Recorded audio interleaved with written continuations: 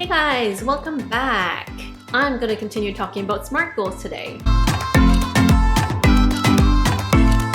If you have been following my channel, I have talked about what are SMART goals, I've talked about how to set them, and today I'm going to talk about some pitfalls, some common reasons of why SMART goals fail, and what you can do to avoid these mistakes. Let's jump into it. Very first one, very common, being too vague. So I gave some examples in my previous video, so something like, I want to graduate. I want to lose 5 pounds. I want to get promoted. Those are goals, but they're not SMART goals. They are very, very vague. It doesn't tell me any detail at all. When do you want to graduate? By what time do you want to lose the weight? It will not help you with your focus at all. So be careful about not being too vague.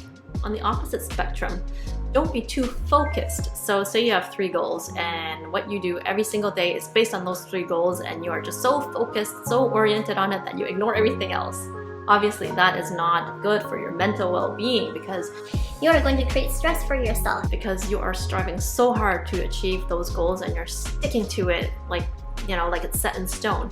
But that's not the case. Goals are not set in stone at all. They are subject to change based on your circumstances, based on your stage in life. Things will always change, including goals. So make sure you're not too focused on the act of achieving that goal. We still need to enjoy living. The next one, going too big, creating unrealistic goals. I think that comes down to you really knowing yourself and knowing your limits and abilities. I want to lose 10 pounds in 2 weeks. That might be a stretch for some people because maybe you're not a very active person. It's hard for you to exercise. So in that case, you may want to give yourself a longer time span, or you want to maybe change the 10 pounds to a 5 pounds, right? So make sure that your goals are realistic for yourself.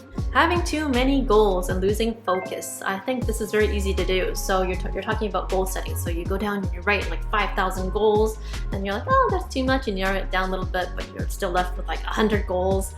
It's too many to focus on at one time. So make sure that you don't create too many goals for yourself. Just focus on a couple of them, a couple of very important ones to you, ones that you prioritized, and you won't lose focus that way. The next one, creating goals that don't align with your passions. This is very important. So if the goal that you set is not relevant to your hobbies, things that you like to do, then you'll quickly lose interest in it. You'll become bored and you won't want to do it anymore. It'll just fall off the back burner and you'll never look at it again, right? And lastly, not accepting failure and giving up. So yes, you set a goal, but you failed. You didn't achieve it. So you give up. You're like, yeah, I'm not setting any more goals because I didn't even get the last one. So don't fall into that trap. Nobody is perfect. So if you set 2 goals, you may only achieve 1 by the end of the deadline that you set. That's fine. Just go ahead and try again. Maybe try that same goal but with a longer time span. Modify that goal so it's a little more achievable, right? People will fail, definitely. But we also get up and we learn from our mistakes and we just keep going. So don't give up if you did not achieve your goal. So that was all I had. Those were some reasons why SMART goals fail.